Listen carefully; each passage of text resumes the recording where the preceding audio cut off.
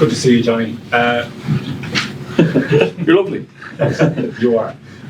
Just ahead of England, how much of a challenge is this for the group where it is in its development? Yeah, well, anytime you go to Twickenham is a huge challenge, no matter where you are in the stage of World Cup cycles or anything. It's always a big challenge. I think we'll take some good learnings from the French game. I think it'll be important to learn some lessons from that and make sure we turn up, put our, I suppose, game plan into place, but also have the intent that we, I suppose, that we need to have when we go to an away venue like this. From the weekend, what do you say to Jack and to Sam after a performance where there was some good and some bad? What's the advice there to those two young players? We kind of take it, we wouldn't say too much straight after the game. We let things die down and then review it, and we review it together very much. That those guys would feed back to us as much as we would feed back to them, and ultimately we want to know why. Why some things are well, why some things, what can we do differently in our prep, what do we need, as coaches, what do we need to do more of, all those type of things. Like you said there, they both did some really good things, some work-ons and some things that they need to improve, and it'll be like that for the rest of their careers, right? That till the last day, and it's always like that. Even if I go back to my own experiences, you come off the pitch, sometimes you think you've had a great game, and you get into a Monday review, and the coaches have a few other ideas in terms of how things have gone. So they'll learn from it, and they'll keep developing like they have been. It's Bernard. Johnny, just a word on Edwin after the last couple of days. Obviously not something you want to see in rugby or in life. How is he, and just your own take on what he's had to go through over the last couple of days? It's horrible to see in this day and age that it can still exist like that. In terms of how is he, I think he's good. I don't think he would have paid too much attention to it, and probably, I don't know if he would have even seen most of it. But he's a pretty humble guy, really level-headed. But it's not right. Some of the comments that were made, and I feel for his family, which marked a pretty special day for him.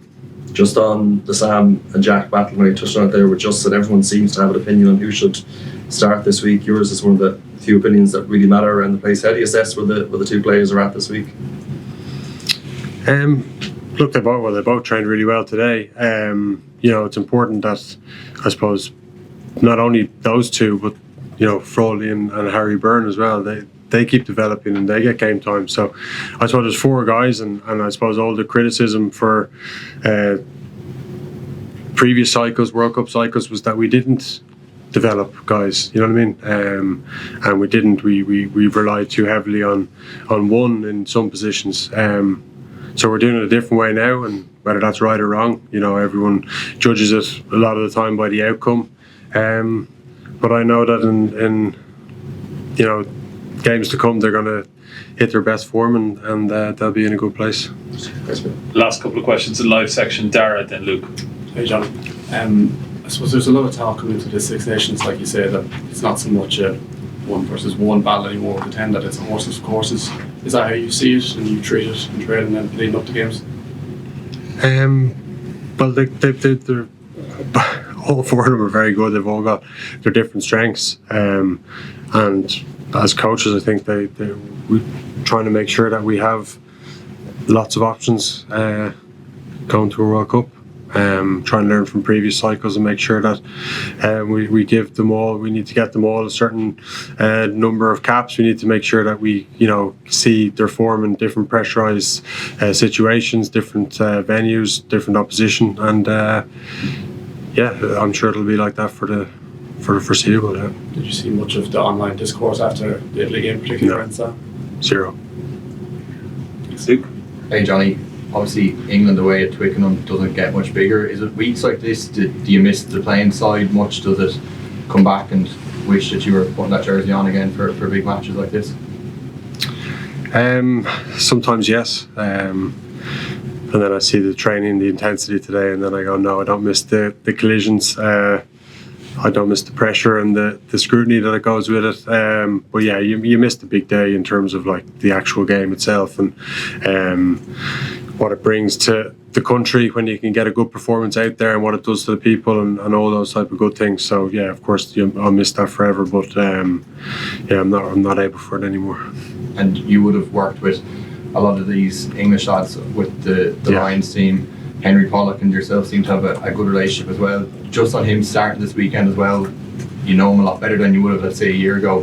What sort of threat will he bring and what sort of a character is he like? Oh, he's a great character. Yeah, I got on very well with him on the Lions tour in a weird kind of way.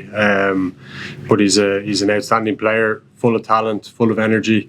I think this is his first start, and you know, it's different from the start. You know, it can be tougher. You know, the game is at a different pace, obviously, when he's been coming on. So, but he's been outstanding for Northampton for the last couple of years, and yeah, I'm sure he'll go well. And we need to understand what threat he'll bring and try and nullify it.